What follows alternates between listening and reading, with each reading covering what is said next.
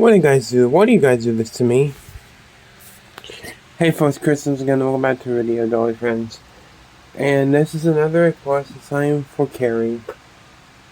The name of this video is Abigail is mediocre trash, a blood-soaked mess. Now, I'm going to go see this movie tonight. Maybe after I film this video. Film this in another video. And tonight I'll give you guys a bit of a small review on it. But I don't want any spoilers, so I hope this video is a spoiler for me. I don't like this guy's. I respect this guy's opinion, but I don't agree with him because it seems like he hates every single thing in his fucking videos. Like Chucky, when talking about a movie, he always talks about shit he hates. So let's torture ourselves and watch this video. Is the new horror film from the I didn't mean Radio to say that. Silence team. Yes, the same Radio Silence team that brought us the dumpster fire that is Scream 6. Scream 6 was good, dude. Impressed with them as filmmakers up until this point, but I wanted to give Abigail a real chance to impress me because, at the very least, it is a somewhat original concept. And most importantly, it's not connected to anything that's going to make me be extra critical of it like I was with their Scream movies. So what did I get out of this movie that I decided to give a clean slate to? The answer is pretty much nothing. Let's discuss. I watch, so you don't have to. Carrie, I respect everybody, but if this spoils anything before I see this movie, I'm not going to be too happy with you. I'm not going to lie. It says no, it doesn't say spoilers, so. Before I get started, I'd like to kindly ask you to hit the like button, and please subscribe to the channel for more content just like this. What are you waiting for, huh? What are you waiting for? Abigail follows a group of would-be criminals who kidnap the 12-year-old daughter of a powerful underworld figure. Holding her for ransom in an isolated mansion, their plan starts to unravel when they discover their young captive is actually a bloodthirsty vampire. And that right there is one of this movie's biggest problems, in my opinion. What? Going into it, we already know too much. So well,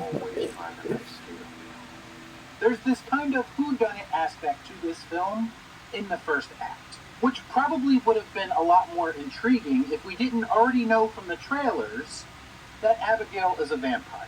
It kind of takes the mystery out of things when you already know who the killer is. She's on the thumbnail, though. She's on the fucking cover of the movie, dude. And if it wasn't your goal for this to be a mystery, then why do you set it up that way in the beginning of the film? It kind of gives mixed signals about the direction that they wanted to take. I think if they would have been a bit more ambiguous in the trailers about who or what Abigail actually is, then maybe this whole opening sequence and the film in general would have been a lot more effective.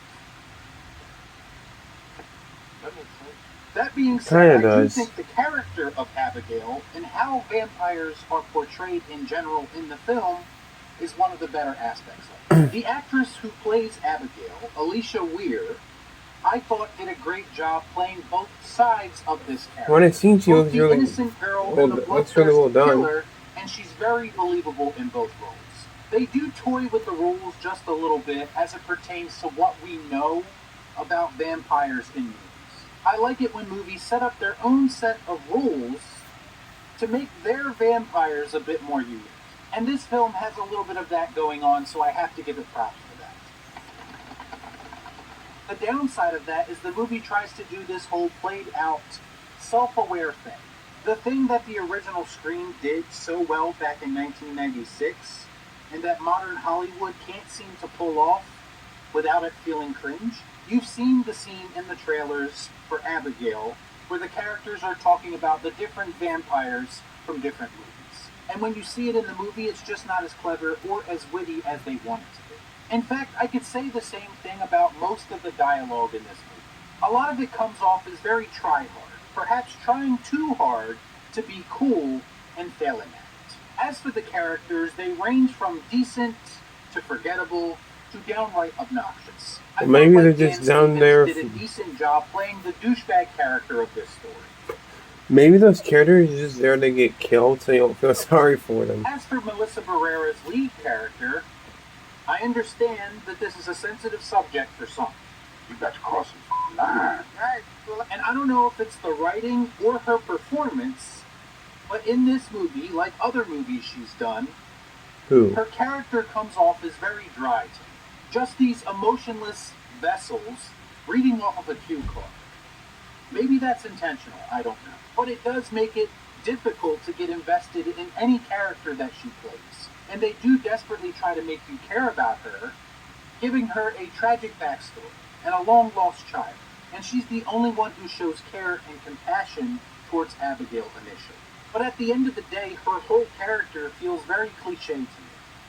And in that aspect, I guess the writing team deserves a little bit more blame than Melissa herself.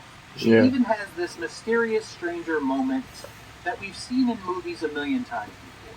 She's one of those characters where she can just look at someone and somehow she knows their entire backstory.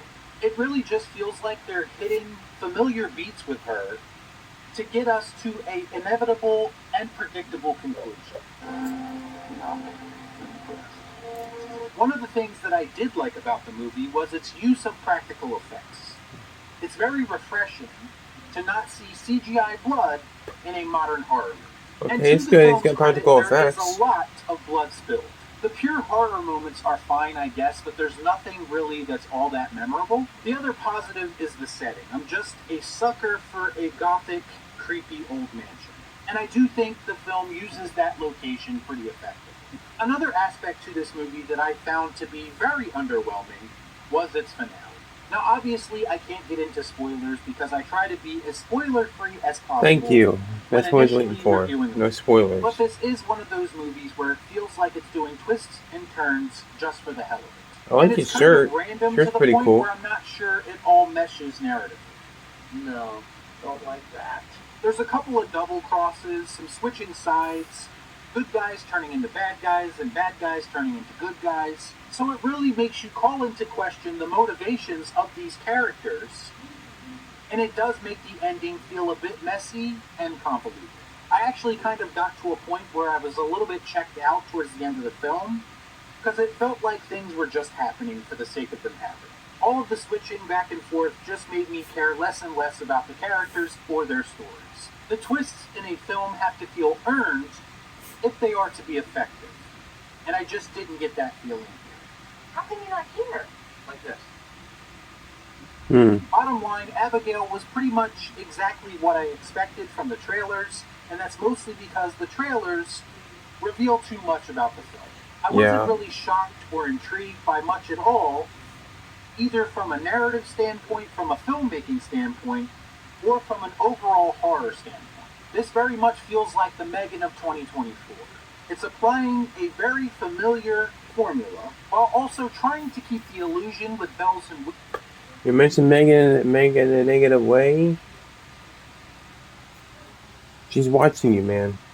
That it's mostly original, but in reality, it's really not. A lot of it felt very been there, done that, with the exception of a few interesting changes to vampire lore, which wasn't enough to make me feel much of anything while watching this. And that's why I'm going to give Abigail the careless Sam Gerard.